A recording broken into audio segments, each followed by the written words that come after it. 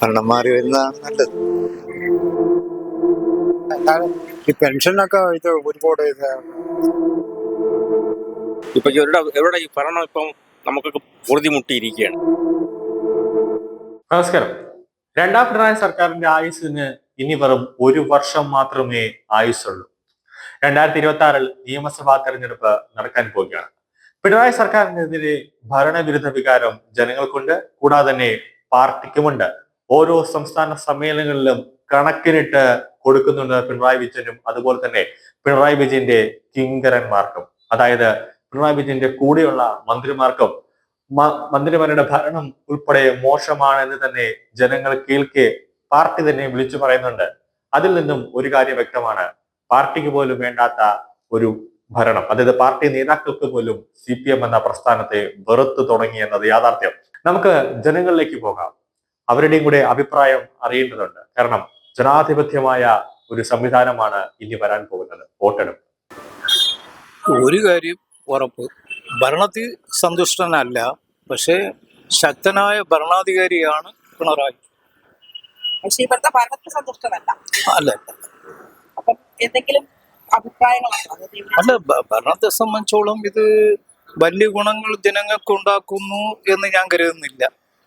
ജനങ്ങൾ അധികവും ദോഷം. പിന്നെ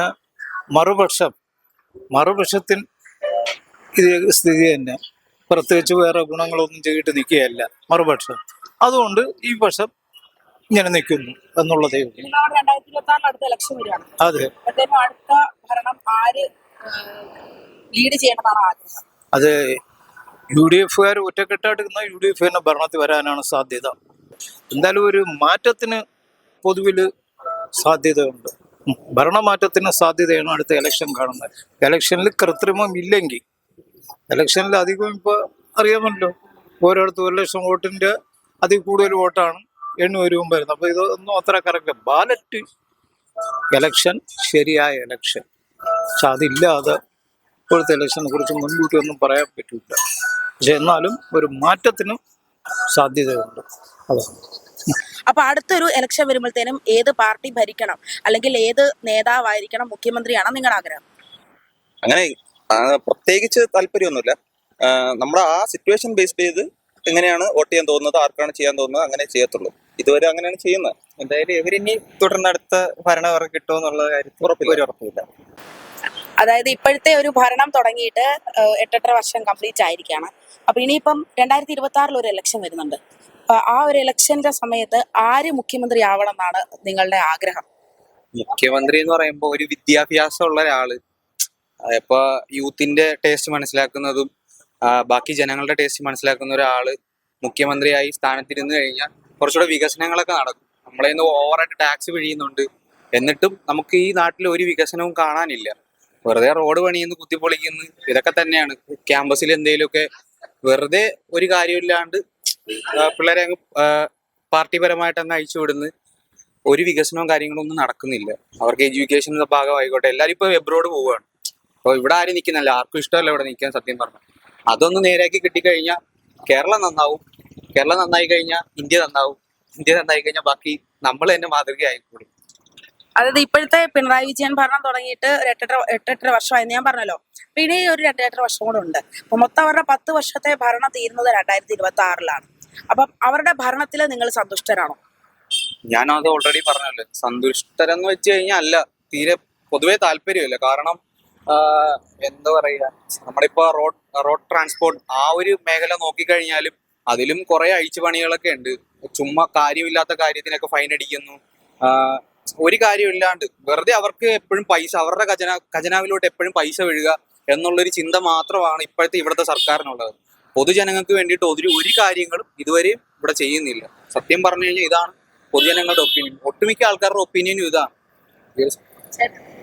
എനിക്ക് അങ്ങനെ പ്രത്യേകിച്ച് ഒപ്പീനിയൻ ആയിട്ട് പറയാനാണെങ്കിൽ, ഇപ്പൊ നമ്മളിപ്പോ വോട്ട് ചെയ്ത ഒരാളെ ജയിപ്പിക്കല്ലേ, അപ്പൊ അവര് ഈ വോട്ട് ചെയ്തവർക്ക് വേണ്ടിയിട്ട് എന്തെങ്കിലും നല്ല കാര്യം ചെയ്യണം. അപ്പൊ അവർക്ക് തന്നെ ഇപ്പൊ ഞാനൊരു പേഴ്സൺ ആണ്, ഇപ്പൊ എനിക്ക് തോന്നാം അടുത്ത തവണ ഈ പുള്ളിനെ തന്നെ വീണ്ടും മന്ത്രിയാക്കാം എന്നുള്ള രീതിയിൽ ഈ വോട്ട് ചെയ്യുന്നവർക്ക് നല്ല ചെയ്ത് കൊടുത്താൽ കുറച്ച് നല്ലതായിരിക്കും. അതിപ്പോ ഏത് പാർട്ടിയിലുള്ള മന്ത്രി എന്നാലും അങ്ങനെ ചെയ്താൽ കൊള്ളാന്നേ ഉള്ളൂ. അടുത്തൊരു ഭരണം അത് നമുക്ക് പറയാൻ പറ്റില്ല. ഓരോ വർഷം എങ്ങനെ ആയിരിക്കും എന്നുള്ളത്. ഇനിയുള്ള 2.5 വർഷം അവർക്ക് മെയിൻറ്റെയിൻ ചെയ്യാവുന്നതേ ഉള്ളൂ. കാരണം ഇനിയുണ്ട് ടൈം, ഏകദേശം 2.5 വർഷം ഇനിയുണ്ട് ടൈം. അപ്പോൾ അതിൽ അവരുടെ പ്രവർത്തനങ്ങളൊക്കെ എങ്ങനെ പോകുന്നു അതനുസരിച്ചിരിക്കും ബാക്കിയുള്ളവർ ജനങ്ങൾ തീരുമാനിക്കും. ഇനി അടുത്ത് ഇവർ വേണോ, അത് മാറ്റിയാൽ കൊള്ളാമായിരുന്നോ, അത് നമ്മുടെ ജനങ്ങൾ തീരുമാനിക്കും പോലെയാണ് എല്ലാ കാര്യങ്ങളും നടക്കുന്നത്. കാരണം ഒരു ജനാധിപത്യ രാജ്യത്ത് എല്ലാം ജനങ്ങൾ തീരുമാനിക്കുന്ന പോലെയാണ്. ഞങ്ങൾ തിരഞ്ഞെടുക്കുന്ന പ്രതിനിധിയാണ് അവിടെ ഞങ്ങൾക്ക് വേണ്ടി സംസാരിക്കേണ്ടത്. അവരുടെ സ്വയം ആവശ്യങ്ങൾക്ക് വേണ്ടി നിന്ന് കഴിഞ്ഞാൽ ജനങ്ങൾക്ക് വേണ്ടി ആയിരിക്കും. ഇടത് ഭരണം തുടങ്ങിയിട്ട് ഒരു 8-8.5 വർഷം ആയിരിക്കുകയാണ്. ഇനിയിപ്പോ 2-2.5 വർഷം കൂടെ ഉണ്ട്. ഇപ്പൊ 2026 അടുത്ത ഇലക്ഷൻ വരിക. അപ്പോഴത്തേനും ഇപ്പോഴത്തെ ഒരു ഭരണം മാറണമെന്ന് ആഗ്രഹമുണ്ടോ? ഭരണം മാറി വരുന്നതാണ് നല്ലത്. ആ സമയത്ത് ആര് മുഖ്യമന്ത്രി ആകണമെന്നാണ് ആഗ്രഹം? നന്നായിട്ട് ഭരിക്കുന്ന ആരായാലും ഒരാൾ വരണം. ഇപ്പൊ പിണറായി വിജയൻ ഭരണം എങ്ങനെയുണ്ട്? അദ്ദേഹത്തിന്റെ ഭരണം ആദ്യ കാലങ്ങളിൽ നന്നായിരുന്നു. അപ്പൊ അത്രത്തോളം ശരിയല്ല. അപ്പൊ ഇനിയിപ്പോ ഏപ്രിൽ ഒരു 2026 ആകുമ്പോഴത്തേനും അടുത്തൊരു ഇലക്ഷനിലേക്ക് വരിക. അപ്പൊ പിണറായി ഭരണത്തില് സംതൃപ്തനാണ്. എന്നാലും ഈ പെൻഷനൊക്കെ ഇത് ഒരുപാട് 5-6 മാസം കണ്ടു. 1 മാസമാണ് ഇപ്പൊ ഈ ക്രിസ്മസിന് കൊടുത്തത്. അത് ഇന്ന് കിട്ടിയത് വെള്ളം കുടിക്കാനുള്ള. അപ്പൊ ഇനിയിപ്പോ അടുത്തൊരു മുഖ്യമന്ത്രി ആരാവണമെന്നാണ് ആഗ്രഹം? മാറ്റങ്ങൾ വേണം. ഈ പറയുമ്പോൾ മുഖ്യമന്ത്രി മോശമൊന്നല്ല പറയണത്, മാറ്റം വേണം. വേണ്ടേ? അതാരാവണം എങ്ങനെ? അങ്ങനെയൊന്നുമില്ല.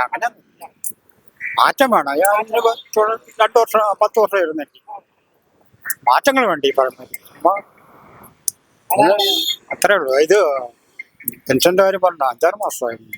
ഇപ്പോഴത്തെ 2 മാസം കിട്ടുന്നുണ്ട്, 1 മാസം കിട്ടും. ചില പാവപ്പെട്ട. അപ്പൊ ഈ പറയുന്ന പിണറായി വിജയന്റെ ഭരണത്തിൽ പെൻഷൻ പോലും സത്യം പറഞ്ഞാൽ ഇപ്പൊ കിട്ടുന്നില്ല.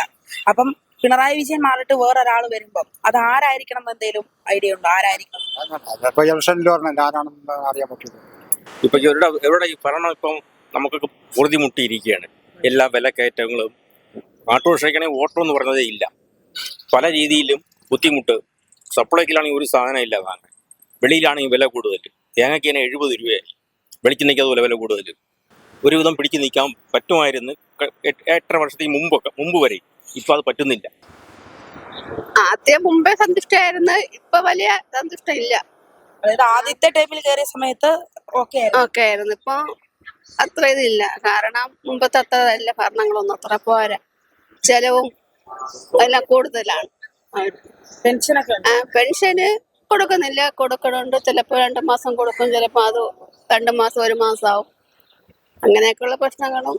ജനങ്ങളിൽ നിന്ന് അവർക്ക് ഏറ്റവും കൂടുതൽ ഇഷ്ടപ്പെട്ട പാർട്ടി അല്ലെങ്കിൽ ഇനി ഏത് പാർട്ടി അല്ലെങ്കിൽ ഏത് നേതാവ് ഇനി കേരള മുഖ്യമന്ത്രിയായിട്ട് വരണം, കേരളം ഭരിക്കണം എന്നുള്ളത് നമ്മൾ അറിഞ്ഞു. ജനങ്ങളുടെ ഇഷ്ടമാണ് ഇനി ജനാധിപത്യത്തിൽ, അതായത് 2026 നടക്കാൻ പോകുന്നത്. ഈ ഒരു ജനങ്ങളുടെ മനസ്സിലാണ് ഈ പാർട്ടി തന്നെ ഭരിക്കണമെന്ന് ജനങ്ങൾ ഇവിടെ വിധി എഴുതി കഴിഞ്ഞിരിക്കുന്നു. ഇനി 2026 ജനങ്ങൾ പോളിംഗ് ബൂത്തിലേക്ക് പോകുമ്പോൾ അവർ ഈ പാർട്ടിക്കായിരിക്കും ഇനി സമ്മതിദാന അവകാശം വിനിയോഗിക്കാൻ പോകുന്നത്.